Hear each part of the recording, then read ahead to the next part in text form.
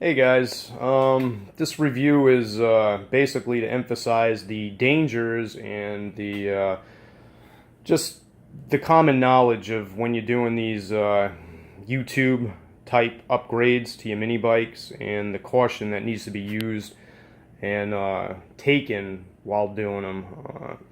Basically, what I did was, you see here, it's a Coleman CT200. This one's like a 2016 or whatever. I think I bought it like last year or the year before. And, I mean, excellent little bikes.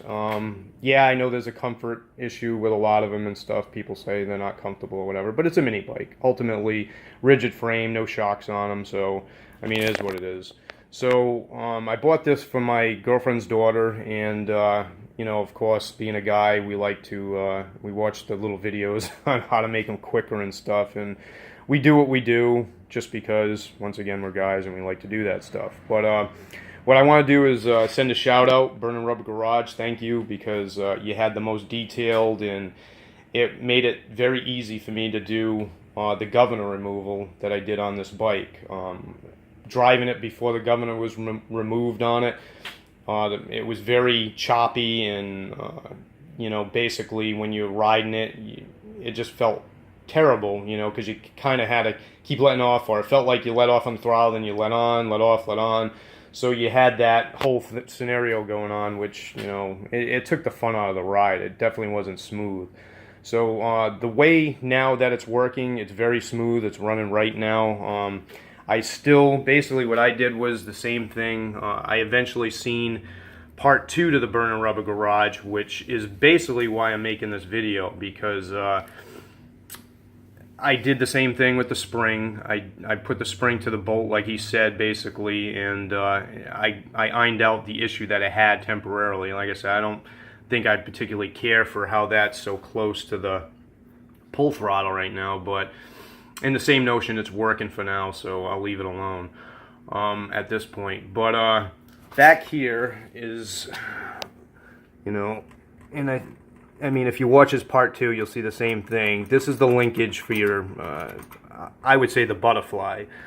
Now on these things, the butterfly, when it's closed, that's usually your starting position, and then when you give it the gas, basically, this will open up, allowing more air to mix with the fuel, and that's how you get your higher RPMs, and it goes. Well, after the governor is removed, unfortunately, this whole linkage setup here is disactivated, and that's actually what your governor is originally controlling. It's controlling that butterfly, which, you know, in return is giving you the proper air-fuel ratio mixture. So what happened to me was that I was all done. I did it actually, you know, they made it so easy to do that I totally, you know, beat their time. I think I got this whole thing done within, you know, maybe an hour or so.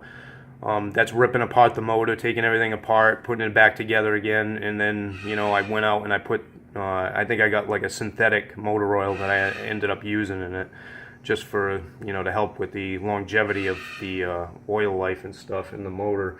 But the hazard that I had, and he explains it in his part 2, unfortunately though, most people don't watch the part 2, they just watch the part 1 like I did, and they do the job. So when, after it's all said and done, you got your choke on, you start the bike, and, you know, it sputters for a little bit, you know, and you take the choke off. Well, as soon as you do this, as soon as you take your choke off and then put it on, the bike takes off like a rocket ship. It just takes off. And unfortunately, where your hands are located, you got one hand here, maybe your other hand is propped up on the seat or something like that, you're not aware of what's about to happen. And the bike, in my circumstance, luckily nobody was around. It was just me, so I was the only one that ended up getting injured in the process, but it ended up bouncing off a garage door. It went up into a wheelie. It hit another door. I was actually hanging on to it. I had, you know, I luckily was able to grab like a portion of, you know, one of the handlebars, but the handlebar somehow managed to swing after it hit one of the side doors or whatever. Swung, smacked me in the face. The foot peg, one of the foot pegs or something, somehow gouged my leg. So it was just I don't know how to explain it. It happened so fast that I was just like in awe, because I was like, a little mini bike, really. I said, you know, could do something like that. And yeah, 196cc mini bike, full throttle, you know, from a dead takeoff, unfortunately can do damage. And it did. It surprisingly, nothing happened to the bike. I was amazed that the bike, you know, from the way it took its hits and stuff like that, the fatter tires, I think, absorbed the initial crash and stuff, and, you know, it didn't have a long run. In other words, if it would have actually had time to gain a lot more speed, yeah, I'm sure it would have done a lot of damage. But because it was a short run, it just went into the garage door, bounced off a garage, the side rail there, and then bounced into my side door and stuff. And then that's where I ended up, you know, it flipped over, and obviously I took the brunt of the flip when it came back at me. But luckily, like I said, luckily I was able to walk away, and, you know, I had some injuries, which a lot of people were laughing at when I told them that, you know, it was a little mini bike that did it. But yeah, these things can cause some damage, unfortunately, if you're not careful. And if, like I said, you think that, you know, you watch these things from YouTube and stuff, and these guys are actually helping us out a bunch by doing what they do, because it shows us step by step. Not all of us are motorheads and know exactly what to do, and you know, but bad things can happen, and that's basically what I'm emphasizing right now. So yeah, in a nutshell, that's done there. I originally, what I'll show you was too, before I found their part 2, there's this little, I'm pointing at it, I'll see if I can point at it, but I thought originally that, you know, it had something to do with my idle screw, because I was like, well, something's wrong. I said, let me try to mess with the idle screw. Now, originally this has a black cap cover on it that you can pop off, and you can lower your idle down and stuff. That there, I tried, you know, loosen it way out, restricting it, different things that I thought, you know, bringing down the idle and stuff like that, but to my prevail. And basically when I'm doing this and I'm running the bike at this point, when I'm messing around with this, I propped it up actually on a center block. I put a center block under the frame, and then I actually had to put a couple of 2x4s under there just to get the height I needed, so the back tire wasn't touching the ground anymore. So anytime I messed around with the choke at that point, the tire was just, you know, went instantly, you know, started running, but at least it wasn't pushing the bike anymore. So I messed around with that a few times, didn't get anywhere, so that's where I reverted back to YouTube, and finally saw Burning Rubber Garage's part 2 to what everybody was saying was happening. Now, there might be other ones out there that explain the same thing. I didn't get into detail. I just so happened, when I YouTubed it, I fell upon their part 2 video, which explained how to put, you know, this temporarily onto there or whatever. If you want to leave it like that, you can. If you don't, I'm sure there's other ways to put tension onto that butterfly back there so it doesn't stay wide open like it does. Basically, you just want that butterfly to spring back into the closed position when you're not giving it throttle. I mean, because other than that, like I said, this thing is just going to go full blast, and the only way you're going to stop it is hopefully if your kill switch works.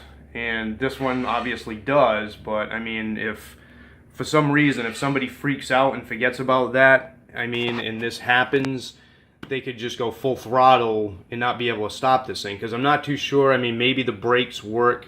It's only like a little drum brake. You might be able to stop it if this thing is going full throttle. I haven't tried that yet or not, but I mean, that's pretty risky to, you know, have to depend on that if that fails or something, or if you don't have that connected.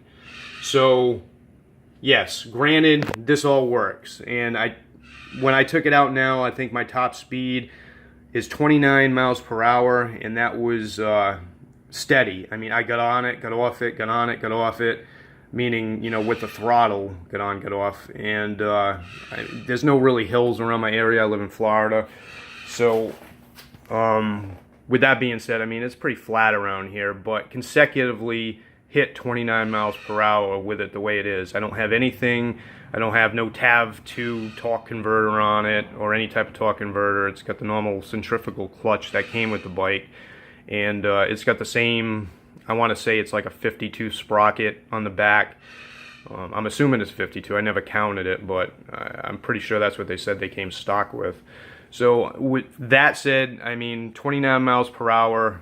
I didn't GPS it prior to doing the governor, so I'm not sure how much that differs from the original top speed that it had with the governor being on it. Unfortunately, I really wish I would have done that to see how much I gained, but 29 miles per hour, I was pretty happy with that. Eventually, I may actually put some kind of rear sprocket on there, like a smaller rear driven sprocket on the back tire to see if I can pick up some speed that way, top end speed. Because, I mean, it's pretty torquey right now.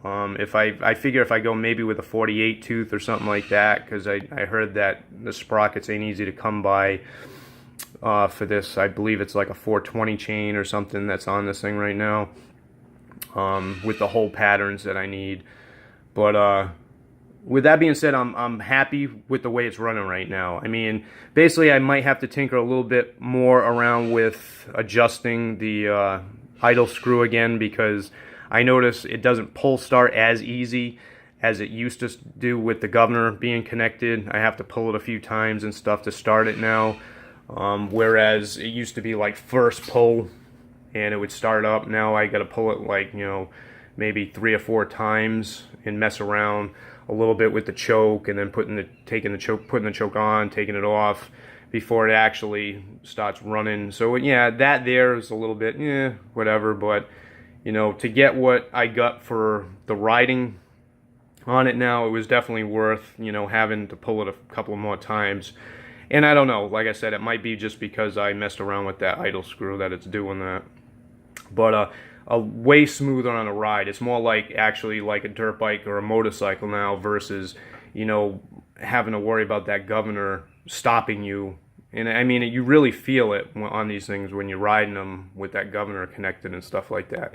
And yes, yeah, I pulled out that throttle screw there, the throttle stop screw, which everybody, you know, was calling it like a governor screw at the beginning, which, I mean, all it is a throttle stop screw. But that has been removed, so I get full throttle out of it and stuff. And 29 miles per hour was what I was achieving. And like I said, I slowed down, sped back up again, slowed down, sped back up again, and I constantly got 29. So that's basically what I'm getting on this thing right now. And this is the normal stock motor. I don't have the Predator on here. It's just the normal. It's got the same air filter on there, the same exhaust. I didn't put any header on the thing or anything. So that's in a nutshell. But guys, please just be careful. No matter if it's this mini bike, no matter if it's anything that you're doing on YouTube, because these guys are very helpful and stuff, and they make it real easy to make changes and stuff. But you always gotta really keep your guard up when you're doing this stuff, because I mean, stuff happens. Unfortunately, when you're messing around with motors and stuff like that, there's little things that you really, you know, if you're not mechanically inclined and stuff like that, and you're not smart enough to say, okay, you know, if I remove that, then I know I gotta mess around and try and do something with that butterfly thing, which a lot of us don't know that until we do it. And you know, something like that could happen again. And I just, you know, was really you know, I'm glad it was just me that actually got hurt doing it. But you know, if there was a little kid or something around, or you know, a lot of people like to do stuff when there's a bunch of people around, somebody really could have got hurt in that aspect, where this thing could have like smashed into somebody, or you know, somebody could have just went for a hell ride going down the road and wouldn't have been able to stop, and you know, could have crashed into something bad. So please be careful when you do this stuff. And once again, thumbs up for, you know, thumbs up, Burn Rubber Garage, thank you. And thank you for all the other YouTube, because I watched a ton of them, and there's a bunch of guys out there that, you know, love working on different stuff, and they'll take the time to make these videos and make it easier for us to modify stuff, so it helps us to actually achieve what we're doing, and not, you know, take apart stuff that doesn't necessarily have to come apart on these bikes and stuff to get stuff accomplished. So thanks again. Please be safe, guys out there. I know they're small, but I mean, what happened to me, you know, I would have never thought that it would have. So be careful. Good luck, guys. And if I do any other videos or whatever on modifying this thing, if I decide to do the sprocket or whatever, I'll post it. But just be safe out there. All right, later, guys.